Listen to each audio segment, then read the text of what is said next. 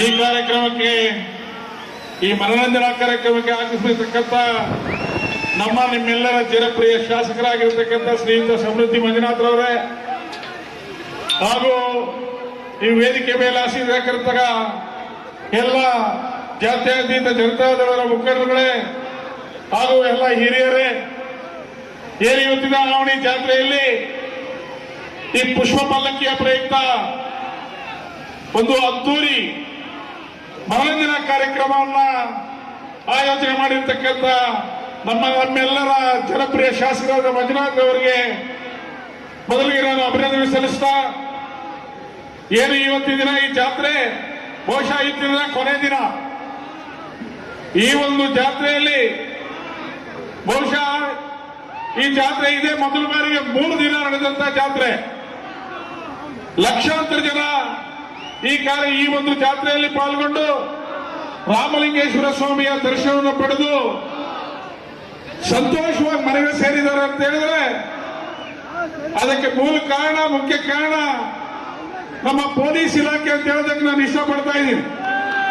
ಅದೇ ರೀತಿಯಾಗಿ ರೆವಿನ್ಯೂ ಅಧಿಕಾರಿಗಳು ಸಹ ಎಷ್ಟೇ ಲಕ್ಷ ಜನಗಳು ಸೇರಿದ್ರು ಸಹ ಯಾವುದೇ ರೀತಿಯ ತೊಂದರೆಗಳಿಲ್ದಿರ, ಯಾವುದೇ ರೀತಿಯ ಗಲಭೆಗಳಿಲ್ದಿರ ತುಂಬಾ ಅಚ್ಚುಕಟ್ಟಾಗಿ ನಡೆಸಿಕೊಂಡಿರ್ತಕ್ಕಂಥ ನಮ್ಮ ಪೊಲೀಸ್ ಇಲಾಖೆ ಹಾಗೂ ರೆವಿನ್ಯೂ ಇಲಾಖೆ ಹಾಗೂ ಎಲ್ಲ ಇಲಾಖೆಗಳಿಗೂ ಸಹ ನಾವು ನಮ್ಮ ಶಾಸಕರ ಪರವಾಗಿ, ನಮ್ಮ ತಾಲೂಕಿನ ಪರವಾಗಿ ಹಾಗೂ ನಮ್ಮ ಆವಣಿ ಹಾಗೂ ಸುತ್ತಮುತ್ತಲ ಎಲ್ಲ ಗ್ರಾಮಸ್ಥರ ಪರವಾಗಿ ನಾನು ಅಭಿನಂದನೆ ಸಲ್ಲಿಸ್ತಾ ಇದ್ದೀನಿ ಹಾಗೂ ವಂದಿಸ್ತಾ ಇದ್ದೀನಿ.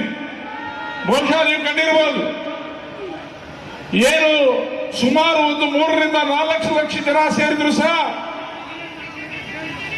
ಯಾವುದೇ ಒಂದು ಸಣ್ಣ ಗಲಭೆಗೆ ಅವಕಾಶ ಕೊಡದಂತೆ ನಮ್ಮ ಜಿಲ್ಲಾ ಪೊಲೀಸ್ ವರಿಷ್ಠಾಧಿಕಾರಿಗಳು ಹಾಗೂ ಜಿಲ್ಲಾಧಿಕಾರಿಗಳು ಸಹ ನಾವೆಂದೂ ಕಂಡಿರಲಿಲ್ಲ. ನಮ್ಮ ಜಾತ್ರೆಗೆ ಅವರೇ ಒಂದು ಉಸ್ತುವಾರಿ ತಗೊಂಡು ಬಂದು ಇವತ್ತಿನ ಜಾತ್ರೆಯನ್ನ ಸುಸೂತ್ರವಾಗಿ ನಡೆಸಿಕೊಂಡಿದ್ದಾರೆ.